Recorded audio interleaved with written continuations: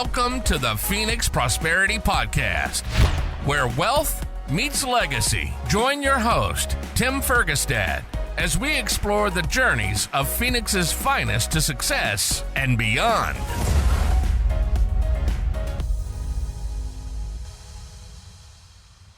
Right. Hello, this is Tim Fergestad. Thank you for joining us. I'm very pleased to have Kathleen Carlson with me here today.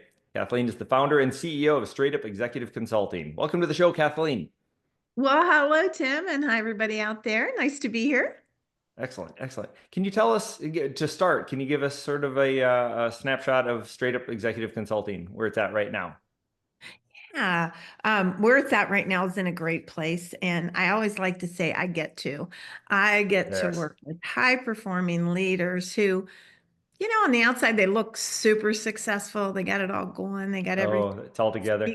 Right. It looks amazing, but secretly they're a little scattered inside. And some of them might be just waiting to have that well-timed nervous breakdown, like I deserve this. But what I do is it's not about doing more, which leaders are all about doing more. It's about doing cleaner. It's about doing clearer. And it's about having a life while you're doing it. Success isn't supposed to hurt. And so I help people kind of get back to who they were before all the pressure jumped in. Sure.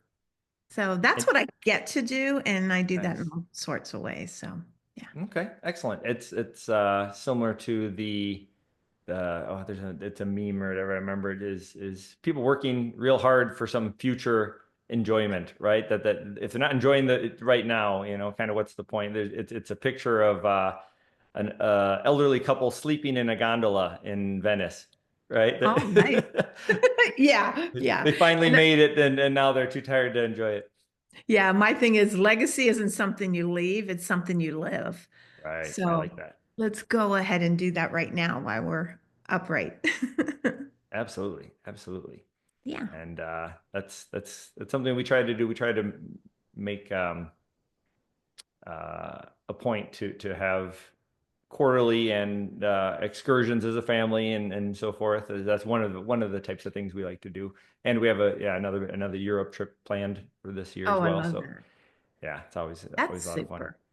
Yeah, we have a big family. Well, there's 12 of us. So there's 4 children, a daughter-in-law, and 5 grandchildren, and my husband and myself. And we're on a path now where every other year we're having sort of a big family getaway. Awesome. We went to Yellowstone Park the year before last, and this year we're going to Ozark. And we get a big house, everybody's there, we'll play on the water, cousins and aunts from, because it's sort of centrally located, we'll have some other people come. So this one will be even bigger. And you're right, it's just like a beautiful pause. It's why you do what you do, right? So that you can live that life. So we're looking forward to that too. Awesome. That sounds great. Sounds like kind of like a traveling family reunion. Exactly, right? Because that's kind of how it got started, right? We couldn't find like a space. We're out west. We have some Midwesterners, some Easterners, and it's kind of like nobody could make it all work. And really, the reason it's every other year, it takes that long just to pick a day where everybody can go. So yeah, so it is kind of a traveling reunion. We love it. Yeah. Okay. Well, let's talk about how you got into the executive consulting space. Yeah. So for 30 plus years, I worked with a Fortune 50 company in leadership. And I got in early. I got in when women weren't really where women are today, or at least get the chance to be. So that was okay. I had 4 brothers growing up. I was used to being knocked around. So anyway, I got in a great company, honestly, and I really grew my leadership skills and my leadership ability. And before you know it, I'm in charge of $300+ billion in sales a year. I got a couple thousand employees at any given time, 10,000 in the unit. And I really fell in love with leadership, mostly because I love people. And I love seeing people really become who they can be and be their best. But as time went on, and it did go on, and like most companies, we went from, isn't it great? We're building such amazing teams and we're increasing sales every year, which I'm really proud of. That was a big thing. All of a sudden, everything's shareholder value, right? So the priorities change, the energy change, and it's kind of like, okay, you know what? Maybe this is, I got 30 years in and it was a heck of a run. And now I think I'm going to take those skills and go work with people personally. So that's exactly what I did. And when I first came out, I have to admit, so that's when I started straight up executive consulting. And when I first came out, I went to business the same way I was in corporate, right? You make the deal, you do the work, yeah. And before you know it, I'm kind of running 5 or 6 companies for other people. And I was like, wait a minute, that's not what that was supposed to be. Big difference between being literally a corporate employee, albeit leadership, I was still an employee that had Right. all of the systems and practices and everything around me to all of a sudden I'm an entrepreneur. Replacing my salary was honestly the easy part because there was no shortage of businesses that were looking for help. But what I realized and what straight up success has evolved into today, it didn't matter what their problems were. Um, Increase in sales and gains was really what they thought they needed, what it really came back to. It always was the mind game. It was always Sure. that, because you're working, these people are either running what I would call small companies, considering what I came out of, or maybe they're just brand new entrepreneurs starting their own company. Well, once you got them on track with all the things that business teaches you, then there was the whole mindset thing. Then there was the whole, how do I get me to do the things I need to do? I was How lucky. much of that would you call culture? Um, well, I guess it depends on what you mean by culture. There's a lot of talk about culture and the environment. When you say culture, what comes to mind for you? Are you thinking about how they grew up, what they brought to work with them, or? Yeah, what they brought to work, what the work environment was like, how meaningful it was for the employees, right? How those interactions were. Yeah. At first I would have said that that was like it all in. That, and that's when I also coached individual professionals who were, like attorneys or whoever that were changing firms or looking for a better firm or leaders that were looking to get into a company with a better culture. And all of that there, so that plays a role for sure. But when I really got dead honest with myself and and I'm always honest with my clients, is that you got to take responsibility for where you are. Sure, there's better cultures, there's better, companies to get into, but as a leader, you're responsible for that culture. Right. 100%. So when people say, "Oh, it was just awful there," and I know they're a leader in there, I'm thinking, what are we doing about that? And if it's awful for a leader, or if it's not fulfilling for a leader, is it fulfilling for the team? And chances are it's not. Or if it's great for the leader, are we pouring that out? Are we putting that in? So I guess when you say culture, in my heart, I'm thinking, yeah, the better the company runs, the more employee centric it is, customer centric, the better it's going to be. Everybody's life's better. I mean, we've all Right. worked for an ogre before. I mean, or we at least know somebody that has, right? So we talk about that impact all the time, right? Oh, he's Okay. such a creep. He does this. I go home, I cry, I'm upset, I'm this. But what about the companies that really pull it off? What about the leader that really understands themselves? Because that's sort of the secret of the game, right? The Sure. better you feel about you, Starts the at the more in top. touch you are. You're not judging yourself against everybody else all the time. So you're able to see the beauty in other people and the strength and the smarts, and then that just becomes a better place to work. So Right. those are the folks I end up working with, the ones that are saying, I'm going crazy. I need to get out. It's too much pressure. It's too much this. It's too much that. And my thing is always, let's don't throw the baby out with the bathwater. You worked really hard to get here.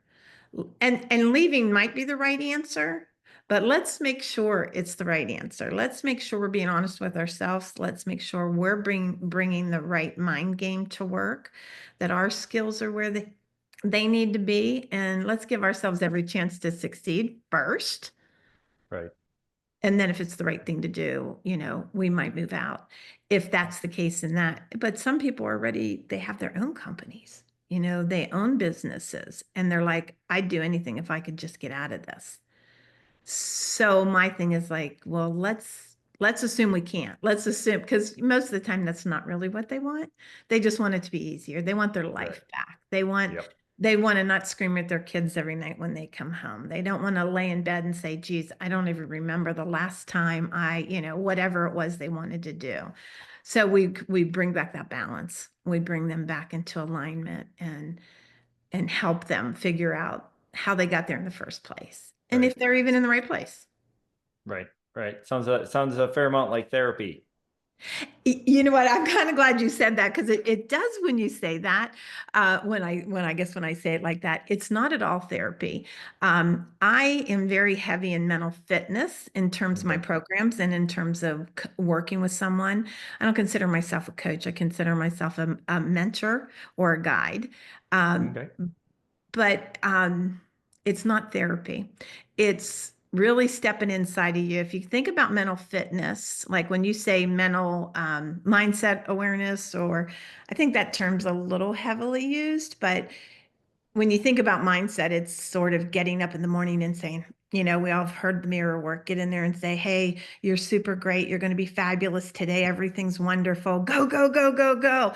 And then the first big explosion at work, you're like, okay, so much for that. I feel like a creep. I didn't do the right thing. You start, all that mind chatter Beating comes in. yourself up.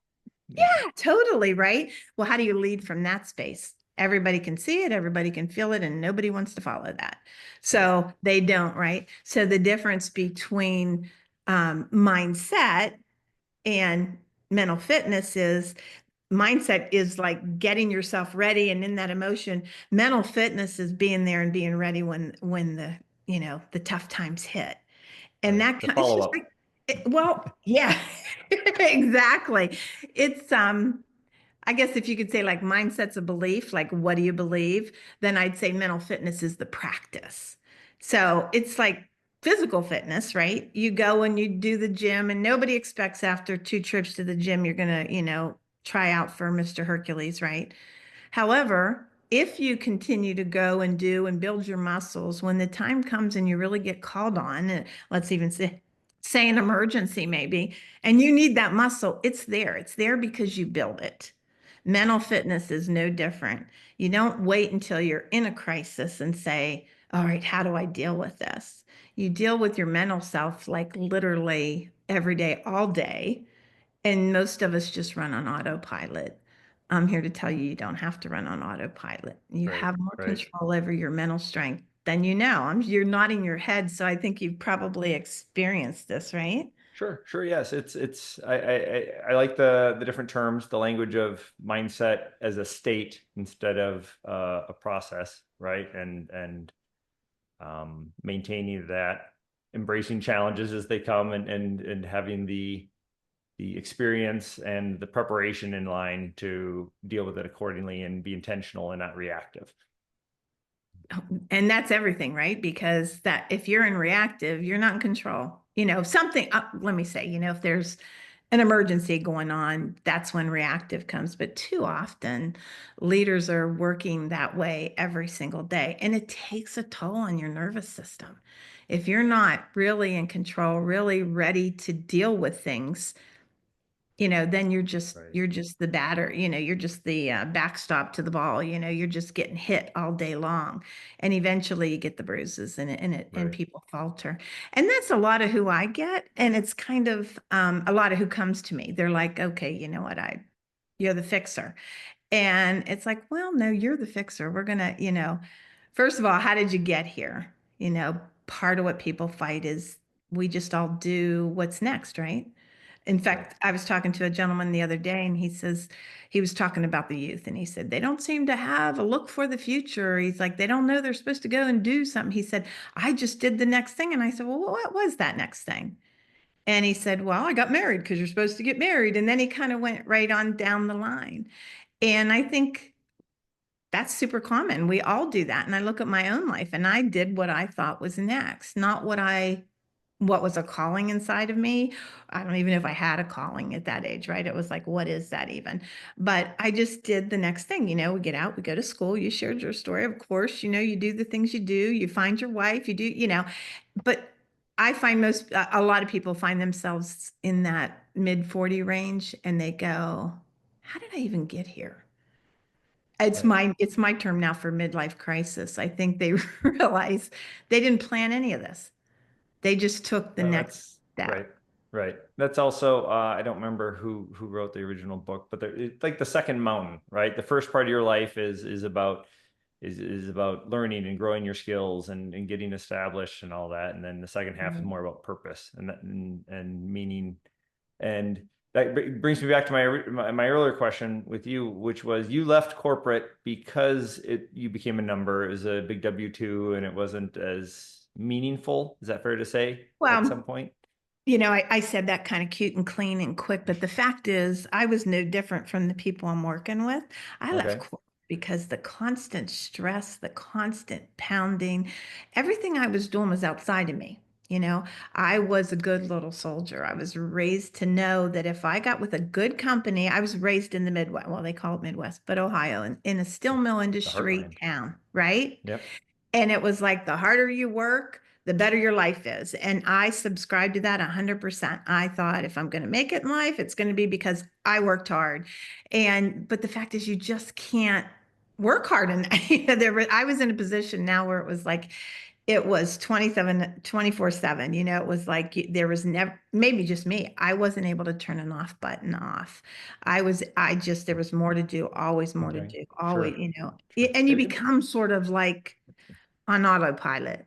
Okay. It's not that doing the hard thing is bad. It's just you need to balance that, right?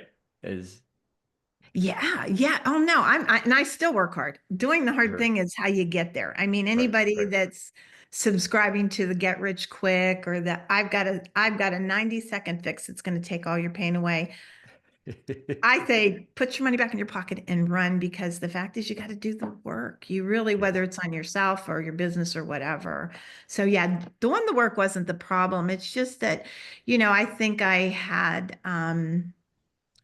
had an amazing team. I had poured into them. They had poured into me. We'd all poured into the company because it was one big mission. It was a beautiful thing. And then I think just as pressure goes on corporations and shareholders, we'd been on the stock market, off the stock market, sold, overtook, whatever. Mhm. And we were heading toward that next merger, which is the polite word, right? And it was like, I don't want to sit here one more time with a team and sort them out and see who gets to stay and who gets to go and which ones are going to close and which one. And I was just like, I was over it, and I was Okay. stressed. I was tired. My Okay. body was hurting. And I didn't do all the things that I talk about. I just followed along. I took the next big Right. leap. Mhm. Right. So when you transitioned to straight up executive consulting, you said the first several sort of clients and the way you'd set up was too similar, and you still hadn't learned some of those lessons, or just weren't implementing them yet. Well, it was a growth process. Let's just say that. I mean, I've been doing, self-help stuff for what, 30 years, right? And continuing education, all that sort of thing. But I think what it was like I left. I was beat up. I left on my own terms, but I was beat up. I was tired. And so I took some time to heal, and I took some time to recalibrate and see what I wanted.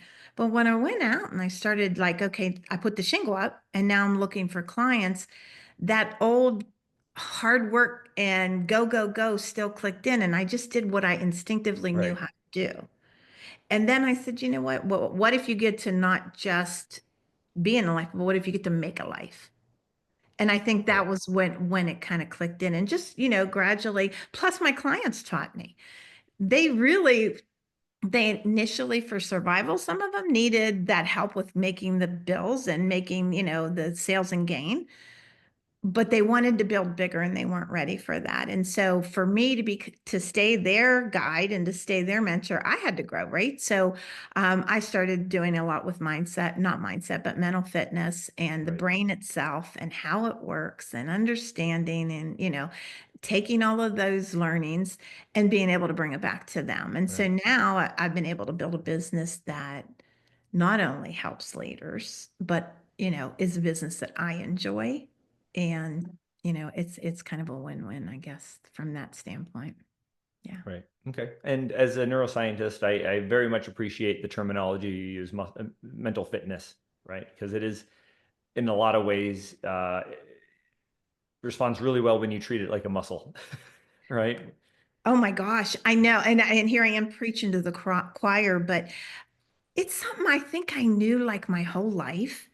You know, I have this brain that from the time I was probably 20, I could create movies in my head. I would rerun things and rerun things. And if it was something that I thought I could have done better or whatever, kind of like probably like an athlete would do when they sit there and mentally practice, hitting the ball out of the park, I would sort of constantly replay in my head what the situation was, what I might have said, what I could, and some of that was good and some of that was just a self-abuse.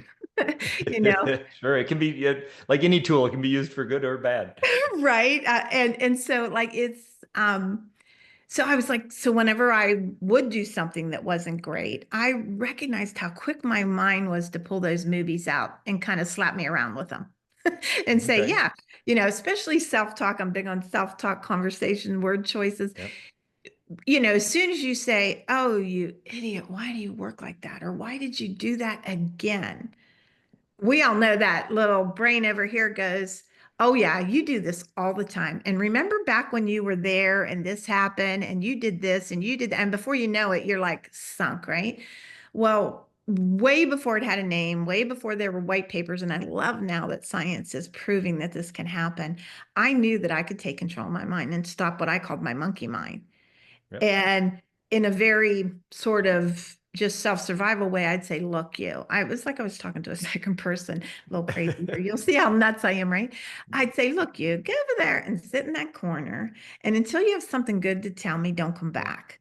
And so That's I next would, level, right? Actualization, self-actualization, where you can actually step back and just acknowledge that those are simply thoughts. They're not necessarily who you are. they have no place, right? So I was like, okay, great. And then I started using it the other way. And I'd say, as soon as the chatter would start, I'm just getting ready to involve in a brand new big project, then all the what ifs and the buts and the fears and all the things that tend to stop us or at least slow us down would Right. come up. And I found a way to stop myself and say, okay, you know what? Here's the deal. I know you want to get involved. And this is me just sort of either mentally chattering with my brain or sometimes out loud. And I'd say, I know you want to help, but this kind of stuff isn't happening. So here's what you do. You go figure out 3 ways I can make this work, or 3 ways, because I'm such a believer in if you ask the right question, your mind has to answer. Well, if you ask Right. any question, your mind has to answer, right? But then I also found a way, well, how do you stop the chatter? So like back to the mindset thing, you get all set, you get all ready, and then pressure comes in and your nervous system can't handle it and you're not handling it anymore. And the mirror work in the morning is so far gone. Right. Where mental fitness says, okay, wait a minute. We have tools, we have ways, let's at least get back to neutral. I'm not pretending that you can go from total frantic to, utopia in 10 seconds, but I know that I can get you back to neutral, or you can get you back to neutral, where you Right. can at least stop and not let the craziness run you, not let the frantic situation engulf you, but instead go, okay, step back into me, the real me, the whole me, and now I can make a decision from there. And for leaders or for really for anybody, that's a powerful place to come from versus the helter skelter, you just, Right.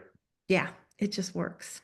Yeah. And I think another, you made a good point there of taking a second, right? That time factor is a really tricky, important part in this rush day and age, where whether it's getting the reps in on your whatever, right? Could be a gratitude practice, your meditation, or anything that sort of lets you take a second, because it takes time to be grateful. It really It does. does.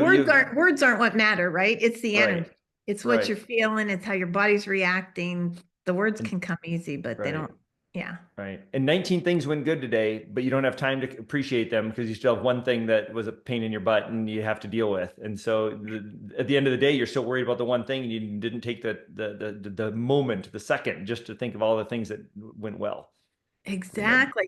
And yeah, I have a nighttime practice that I and I would love to say I created it, but I didn't. I got it from a mentor of mine, and it's something that I really employ. So for everybody out there that doesn't sleep well because of just what you just said, Tim, you especially those that are trying to do everything right and the A performers and all of those professionals out there, you go to bed and like, oh, how could I have forgot that again? Or why, whatever it is. My little practice is, within seconds. First of all, I give gratitude for the day, as you say. But I think about all the things I did right. And I just say, give me three things today that you did really Right. well. Throw yourself a bone. Yeah, exactly. If it's as simple as, hey, I got my half a gallon of water in today, and I'm really proud of myself because I haven't done that for weeks. Anything, Right. find something. There's always something good. And I'm guessing most people have done things way better. But then when there's that thing that, okay, and what didn't go so good today? What am I not so proud of myself about today? Was I short with my child? That I knew I could have let that guy get that parking spot, but I didn't. And I went by. And then 10 seconds later, I felt bad about it. Those kind of little things. You know what? I forgive myself. At the end of the Right. day, I say, you know what? Can we agree we did our best for the day in that moment? And tomorrow we'll Right. do better. Or tomorrow I'll pick up what I didn't do, or I'll make sure I go back and call and make sure that person really doesn't think, whatever it is. And I give myself that permission. I Right. forgive myself. I do the Ho'oponopono. Oh no, I don't know if you know what that is, but No. sorry, please forgive me. I love you. It's a whole Okay. Hawaiian thing, and it's Oh. amazing for anybody that Oh. wants to do that. It's out there everywhere, but it's kind of a fast version of that. You know what? I'm not Okay. perfect. And tomorrow I will be better, or tomorrow I will, give it a go. But for today, I forgive myself for not letting that happen. Awesome. Yes, And then you that's go to sleep. that sounds like a really useful ritual, and I'm sure as in your business you help all sorts of people. Yeah, it's very impactful, right? This is just one little Teeny tiny. teeny Yeah. tiny part of the tools and things that are important for balancing out that crazy executive lifestyle. Um, Yeah, there's really like three, you know, everybody wants to build a roadmap, everybody makes affirmations, everybody has goals, have strategies, whatever. What I do really is like, what's your strategy for life, for your whole life?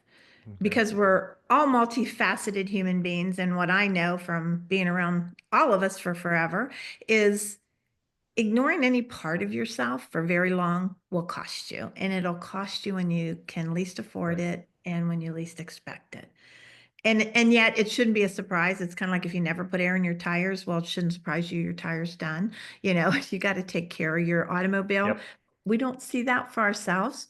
So for me, the first thing we do together is bring clarity. What is it you really Yes. want? And that's a funny thing because everybody knows what they don't want. There's Yeah, about that's the first step to figuring out yeah, what you and want. it is the first step, right? So there's about 2% of the population that actually knows what they do want. Okay. And that's because All those people, yeah, 2%. all those people. Yeah, and we know who they are, right? But but most of us never really lead our life that way. We just do Right. the next thing, the next thing. So you get clarity, what you want in Yes, all key areas of your life, your for sure. relationships, your business, your faith, your purpose, your health, all of those finances, all of those things, right? Because if any one of those is off, there's a pretty good chance you're off somewhere and you're not as good I've as you can be. I've So we known a number decide. of people in that situation, very successful, and they're laying in their pool in their mansion, and they realize it's all worthless, and they lost their family and other stuff, and yeah, it's 100%. Friends, have a really good friend. He was a client also. Calls me up. It's the day after Christmas. And he said, guess what I got for Christmas? And I said, what? He said, a suitcase. Christmas Eve. Get out. And I was like, what?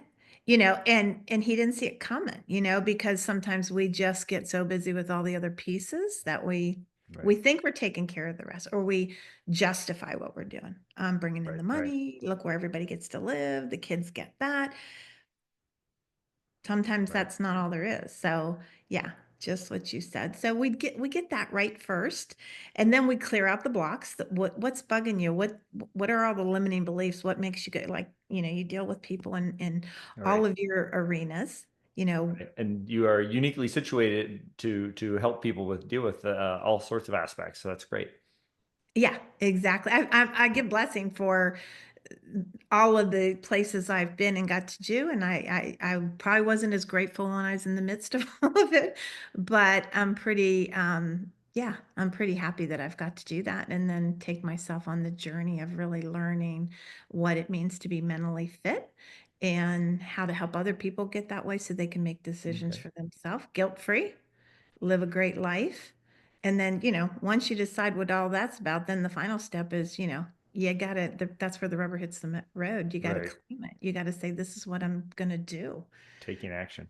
Yeah, yeah, exactly. So it sounds like on your journey, is that something you wish you would have known sooner about building wealth and success earlier in your career? Is clarity? Well, I think I was building wealth, I should say that. I didn't necessarily know how to take care of it. So yes, that would have been for me, it's like anything I could have learned along the way would have been great. I think the clarity would have come from life's lessons, right? Things aren't happening to you, they're happening for you. Right. And they're also happening because of you. There's you have to take full responsibility. I can acknowledge that where I am is exactly because of the choices I've made. And I wasn't always in the best of places, but I think once you own that and then you say, okay, Right. if that's true, then I can make whatever else needs to come, whether that's financial success or, the relationships or whatever, but taking that Right. full on responsibility. But yeah, I mean, I That's think hard to do. it is hard to do. It Taking is that hard to do. responsibility. It's easy for us to say, but I know a lot of people are like, oh yeah, embrace all the bad times. And then you learn and you realize some people who've had gone through way worse stuff than I have say they wouldn't change a thing because that's how they I was learned and going to grew. say, I don't know, I would have changed. I would have liked to have gotten to the place faster. And when you say, people go through all sorts of things, yeah, we do. We do. But I think I spent time blaming others, whether I realized it. I don't think I realized it, right? So work's not great, or you're getting pressured, or whatever. Um, what I really came to find out after I got away from it, I don't even know some of those things were actually happening. And I'm going to sound a little crazy here now, right? We've all been in a room where, let's just say you think you're being picked on. Why doesn't Mhm. this guy like me? Or why doesn't this gal like me? Or whatever. And you talk to people around you, maybe your peers or whatever, and they're like, I don't know what you're talking about, really. Right. And it's what happens, it's what we bring to the table, right? That Yep. probably we're pulling up those memories that are sound in us from, probably before we were 7 years old. And I realized a few times that, somebody would say something to me and I'd be like, he's a real jerk. What it was really was, he sounded like my dad somewhere, or I was making some Right. relation, right? And we Right. do that. And I don't think we realize how much we do that. Oh, sure. And Yeah. so Yes. it's right. And so what did that do? If you let it, if you don't have the mental fitness, you can let that completely take you out of the game. Right. You spend all day thinking about why that person doesn't value you. Well, Right. and they don't even know this is going on. This is a one-way conversation inside of your brain a lot of the time. And I think it Right. holds you back. It keeps you from doing the things you want to do. It certainly can keep you from enjoying life. And I used to look at people that just were the Pied Pipers. They were like, it didn't matter what was happening. They were having a great time. And I'm like, I want what he's having. You know, where is that? Right. And I think anybody can have that. I think it's, when you get inside of you and you say, we've all heard it. Nobody can hurt you but yourself. Nobody can, it's like, yeah, yeah, yeah. Like you said, just forget it and go on. It's not about that. It's like really sort of saying what really happened. And I don't Right. know if we have time, but I know you're a big Owning it. Yeah. coffee man. Yeah, We do yeah, give a minute. we're wrapping things up here, but that's even more gold. Again, Yeah. thank you very much for sharing. That's great insight again, Kathleen. Thank you. So, Thank you. if people want to connect with you and learn more, what should they do? What should they do? Well, probably one of the best places to connect with me is on LinkedIn. Okay. So I am on there, Kathleen Carlson, and I'm also on straightupsuccess.com is our website. And you can get a hold of me at Kathleen@straightupsuccess.com for an email. So any of those ways are great, pretty readily available. Love to chat with people. Always up for a conversation, always. So Excellent. All right. yeah. Well, thank you everybody for watching and listening. Thank you very much, Kathleen Carlson, for joining me today. We appreciate you sharing your story and insights into success and executive success and impact in people's lives. Thank you. Thank you, Tim. It was great.